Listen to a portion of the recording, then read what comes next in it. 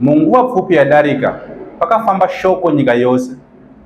Iri shoko rashungurudza vagari veZimbabwe, asi ko vamwe vari kufara nenyaya iyi.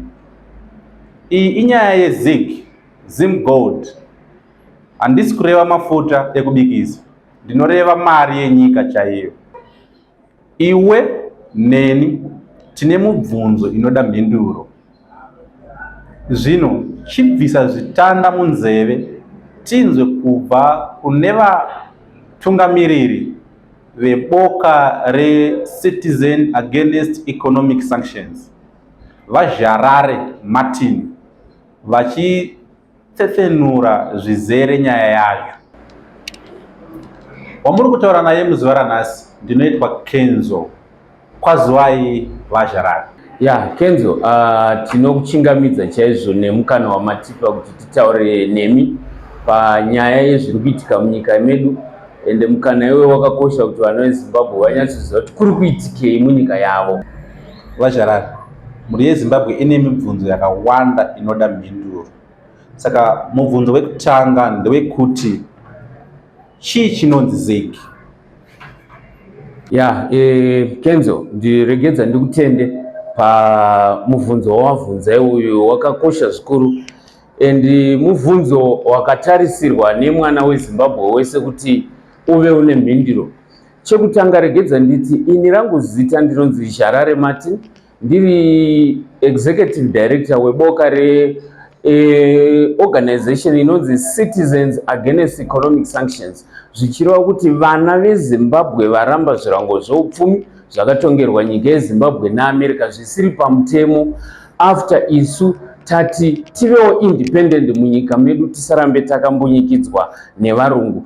Zvirango zveupfumi izvi, Kenzo, zvakauya kubva pagore mwana weZimbabwe paakati ini ivhu rangu ndatora ramumaoko mangu. Ivhu rakanga rakapambwa nevachena atinoti maimperialists akauya muno mu1890 vachitungamirwa naSisulu John Rhodes. Vakauya vakatora nyika yedu vakati displace, vakatisa kwavaititi kumavillages kune mavhu, kune matombo, kusina ivhu rakanaka rekuti isu tingagone kuzvichengeta.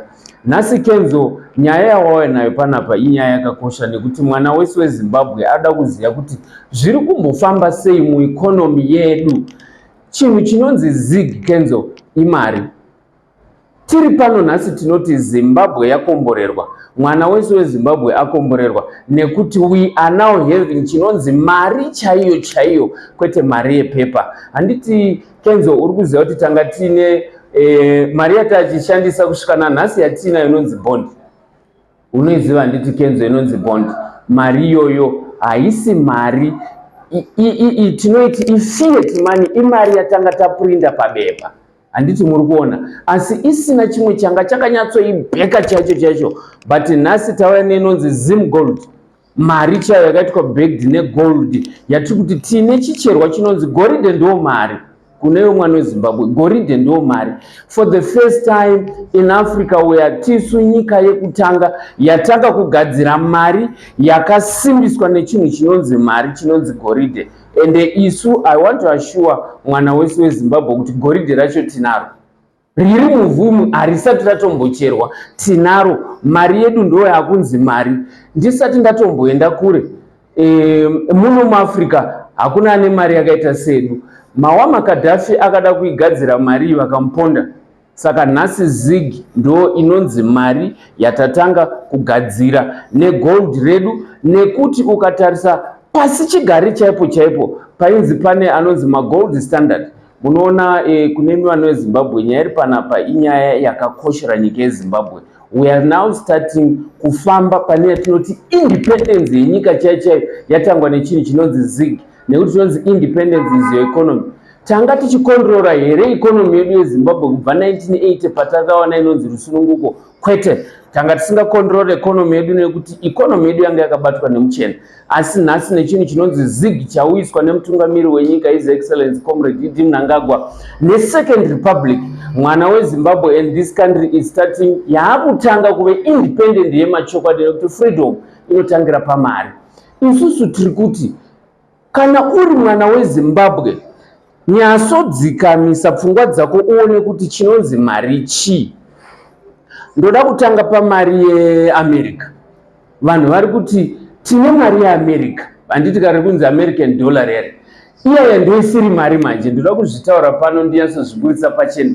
Riya ndo rinonzi bepa, haisi mari, inonzi fiat currency. Mari iri kungoshandiswa naAmerica nekuti ivo vane zvombo zvavanoti ndizvo zvinodefenda mari yavo. But America haina kana even an ounce of gold. Nyika inonzi America haina kana 1 ounce of gold mubhengi rayo. And America haina bank rinonzi Reserve Bank. Isu tine building redu rakakura muno muZimbabwe rinonzi Reserve Bank of Zimbabwe. We are far much better than America. America haina kana banga rinonzi Reserve Bank renyika.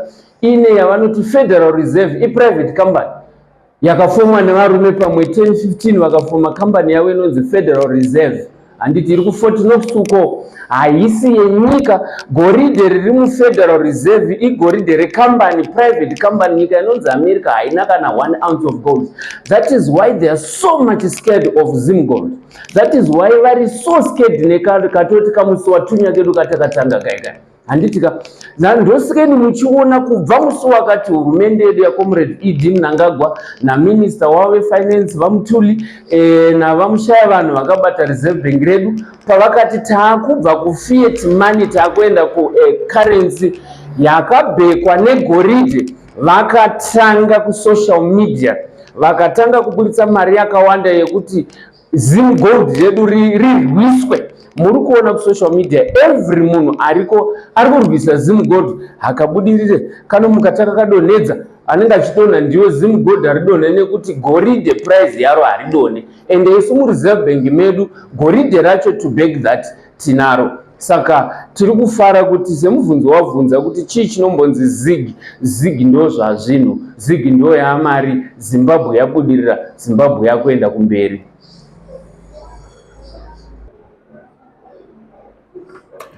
Right, Gerard, kana vachiti gold backed currency vanenge vachimbonyadzorevei chaizvo? Kenzo,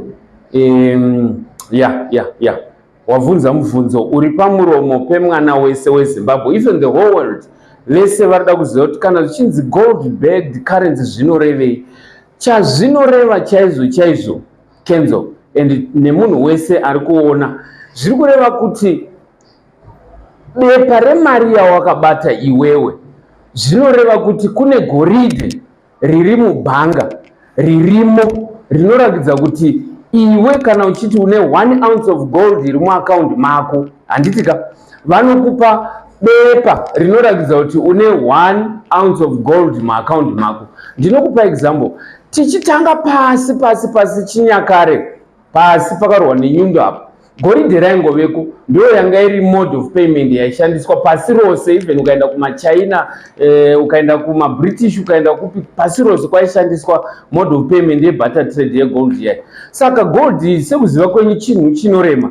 Saka kurema kwarinoita haritakurike muhomwe. Iwe unopuwa bepa rekuratidza kuti une mari yakati, une goridhe remari yakati riri mubhanga. Saka kana wakubuda uri kubuda uchiziva kuti mari yawakabata kubhengi ririko, which means bepa rawinaro value yacho haidoni. Handizopana mbotaura paya kuti mari yedu yato yakunetsa kune vanhu vanga vaida kuti ikonomi yeZimbabwe isasumuke, nekuti vakuziva kuti mari yeZimbabwe haichadonheka madonhedzero avanga vachiita tisati taane gold backed currency. Sekutaura kwanamboita paya kuti kuAmerica izvezvi kana kunana Britain kana kunana France, kana vachida kuita mari vanongoprinda. Havatombobvunzi umwe munhu, vane printing machine yekuprinda mari, ndosikeni mari yacho ichidonha. Isu kudhara tanga tine mabondi noti anga achidonha nekuti tanga tisina kuita back necurrency. But izvino mari yedu manje yava backed negoridhe ratitori naro mumareserves, and mari yekuidonhedza kuchanetsa. Vaya vanga vachiti mari ichadonhedzwa navakomana vomastreet, vanhu vachatikitira. Aka kagame changer kauya akakaka hakana kumira mushe. Ikonomi yeZimbabwe yakutanga kufamba manje. Gerard, ndinokutendai nemhinduro yakanaka chaizvo. Ndinovimba kuti vateereri vachabatsirikana nemhinduro yenyu. Asiwo ndine mumwe mubvunzo zvakare unoti iwo mari nyuwani iri kuuya inonzi zig ichashanda semashandiro anongoitawo US dollar here, uye vakawanda vari kuti zig haibhadhari fuel neduty, ndizvo here? Kenzo, regedza nditi wavunza mubvunzo uri pamuromo pemunhu wese, even oneni mubvunzo iwoyo ndanga ndinawo, asi regedza ndikupindure ndichiti zigi imari, ende imari yatakamirira kuti musi wainongonzi yatanga kushanda chete, yakanzi musi wa 30 April. Vakagadzira mari iyoyi vari kutaura kuti it's a process yekuti tichatanga kuona ichitanga kushandiswa nemapazi ehurumende, nekuti the first kushandiswa kwemari inofanira kutangiswa nehurumende yacho inova iyo yaigadzira. Saka vehurumende vari kutitaurira kuti mari iyi ichatanga kushandiswa mumapazi ehurumende, yotanga kupinda step by step, ichipinda kumagumisiro kwayo muchaona kuti zigi ichange yakuita zvese, nekuti imari igoridhe. Gold hapana parinofara katadza kutenga fuel. Ndinogona kuenda ndakabata gold bar rangu itaura kuti ndinaro rangarambe kunditengesera fuel. Saka zig ichatanga kutenga fuel, ichatanga kubhadhariswa kumapassport, ichatanga kuibhadharisa kuzvigayo, ichatanga kuibhadharisa kuzvipatara, everywhere. But iprocess inoitwa step by step, chinhu chatiri kuintroduce. Saka Second Republic haingangoti zvinhu zvese mukanwa mevanhu kuti one day tinodzipwa tisina kutsenga. Saka zig hongu ichatenga fuel, hongu ichabhadhara maservices ese anoda kuitwa muhurumende yedu kana kunze, asi hazviitwe zuva 1. Iva neconfidence nemari yako, zig ichaita zvese, nekuti fuel hachisi chinhu chega chiripo. Ndokutenda. Ndinokutenda nemhinduro yakanaka vaSharari. Asi ndichinyatsofungisa nezvemhinduro yamapa, ndinobva ndaita mumwe mubvunzo zvakare. Uyu mubvunzo une vanhu vakawanda vari muZimbabwe, ende hausingori mubvunzo chete, nekuti kuchinja kwemari munyika kwakaisa vakawanda padambudziko. Tichitanga kutarisa nguva yagono, kwaka kune mabiera check ayo akazomiswa muna 2008 pachiuya US dollar. Pakabuda mabiera check tichienda kuma US dollar, vakawanda vakarasikirwa nemari dzavo dzanga dziri mumabhanga uye dzavanga vakaseva kumba, dzakatanga kupera value zvekuti vanga vasingakwanise kutenga sematengero aingoita mabiera check avo pakauya US dollar. Ende tichitarisawo futi kuti pakazobuda US dollar richinzi rakumiswa, ndonguva yaMutuli Nuve, pakauya mabond notes muna 2017. Vakawanda vanga vane ma-US avo anga ari mubhanga, vazhinji vakarasikirwa nemari yavo yanga iri mubhanga, yanga ine value, pachizouyawo mabond notes. Zvakakonzeresa kuti mari yavo yanga iri mubhanga izopedzisira isisachatenge sekutenga paita ma-US notes avo anga ari mubhanga. Tobva ipapo tiri munguva yebond notes, rakachinjwa zvakare from bond note to RTGS. Zvimwe chetezvo zvakaitika zvakare, vakawanda vakaenda panguva yakaoma. Zvino pari zvino takupinda muzig muna 2024, vari kupromisa zvimwe chetezvo sekupromisa kwavaimboita zvekumashure pese ipapa. Vakawanda vari kutya zvakare kuti vanogona kupinda munguva imwe cheteyo yavakambopinda mumashure. Pane assurance here kana kuti vimbiso izere inoita kuti vakawanda vave nekuvimba uye kutenda mumari nyuwani iri kuuya, zvinoita kuti tigoonawo vanhu vari kuma-private business vachinobhenga mari dzavo kubengi, kuratidza kuti vari kuvimba nemari. Ndo mubvunzo wandinawo pari zvino, Mr. Sharari. Kenzo, ukatarisa tiri padambudziko rakakura, asi rakuchigadzirika manje. Uri kuona zviri kuitika kana takutaura nyaya yekarenzi yedu yeZimbabwe since kubva kuna 2000. Tiri padambudziko rakakura anonzi ma-economic sanctions atakaisirwa naAmerica under Zidera. And tichiisirwa ma-economic sanctions iwayo under Zidera, the first thing that the Americans did was they went to their Congress, vasvika Congress kwavo vakataurana kuti tibise mwana weZimbabwe pautongi hweZANU-PF inova yaramba iyo kuti varungu varambe vari paland yedu. Kenzo, vakati tinofana kudestroy economy yeZimbabwe. Chester Croker akataura mashoko iwayo. mashoko iwo anoreva kuti chavaidestroy ZIM dollar value yacho. Mukatarisa ikonomi yeZimbabwe, ZIM dollar yakatanga kufa panana 2008 makaona mari yedu ichinzi yakuma 10 trillion, yakuma Z trillion, kuma 1144 hameno nyaya dzavaitaura ikoko mavalue acho. Zvaireva kuti they were manipulating our currency so that Zimbabwe iomerwe. Muri kuona manje. Saka kubva kunana 2008 kwataura kwati kwakamboya mabhera cheki, kukauya mhara TGS, kukayachi the government of Zimbabwe neleadership yayo vaitraya kuita yatinoti mitigating, kuona kuti vangaite sei kudzivirira kurwiswa kwavaita ikonomi yedu yeZimbabwe. Saka iye zvino izvi because of those sanctions isu taona a way yekuti tibve mukubatwa kwatakaitwa nemaAmericans paikonomi yedu, padollar redu, pavalue yemari yavanga vachidonedza willy nilly, vachiziva kuti vakadonedza value yemari yeZimbabwe. Inini vanhu neni we will uprise against the ruling party yanga ichivhoterwa nevanhu democratically. Saka isusu nehurumende yeZimbabwe what it is trying, zvairi kuedza kuita izvezvi muchiona ichiisa ZIG iri kuuyisa mari ichave iri independent of manipulation kune vamwe, iri kuuyisa mari icharatidza kuti kune uyo neuyo ane mari yake iri mubhengi inongoconvertwa zvichienderana nemavalues ZIG yake irimo, kana kuti dollar backed currency yake yainayo, mari yake yainayo kubank, gold rake rainaro.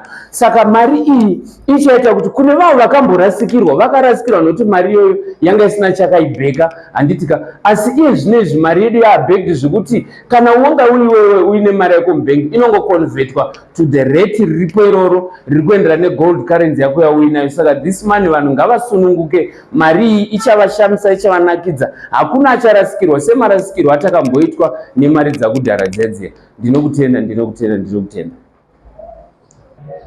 Asiwo tiri pane nyaya iyoyo ndabva ndaitawo mumwe mubvunzo zvakare. Uyu unoti panopinda ZIG mumarket, sekutaura kwamatsanangura muchiita, haizoretwe here nemamani changer zvekuti panozopera mwedzi kana kuti 3 months inenge isisina value.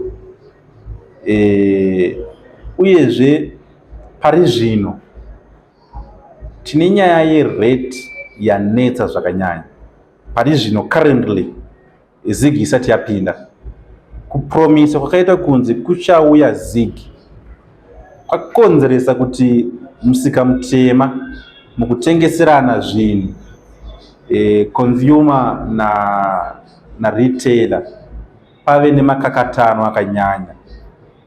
Unoona kuti chinhu che50 cents chakubhadharwa dollar because havasi kuchatora mabond. Uyewo kuti ari kutengesawo uyu atore mabond kuti azonohodhawo. Pane makakatano ekuti rate yaishandiswa kare kumabond notes nekuma RTGS irate mbiri dzakasiyana. Saka pari zvino mumusika mutema vari kutora rate yema RTGS plastic money kuiisa kuma bond notes. Zvinokuva zvakonzeresa kuti unotenga chinhu che50 cents unoda bag remari yakawanda. Saka vakawanda vari kubva vangoti hazvichagoni kuti tore mabond. Zvinova zvaisa mwana wenyika pakona. Mungada kutitsanangurirawo here ipapo kuti situation yakadai ingagadzirika sei kuuya kwemari nyuwani kusati kwasvika, uyewo kuti painosvika pacho haizopedzisere isina value here munguva pfupi iri kutevera yakaita se 3 months to 6 months. Chekutanga Kenzo, nyaya iripo ndeyekuti isu sevana veZimbabwe ngatiteerere zviri kubva kuhurumende yedu inova iyo yatambura zvikuru kuti isvike panguva yekuti itigadzirire mari yedu yataakuti imari yedu iri backed negoridhe redu. Mazuva maviri apfuura takaona mukuru wenyika anga achivhura mugodhi mukuru chaizvo weruchekutu wegold, Pixton Mine. Vachibva ipapo vakanovhura futi umwe mugodhi mukuru chaizvo welithium. Zviri kuratidza kuti the first thing ndechekuti goridhe tinaro rekubheka mari. Musika mutema uchaona moto vachashaya chekuita nekuti mari iyi vachada kuidonedza asi zvicharamba. But iwe chimbodereko kudonedza mari yenyika yako, for what reason? Ndopane nyaya ipapo. Why vanhu vachifaita kuti vatodonedza chinhu chavangadai vachitofarira?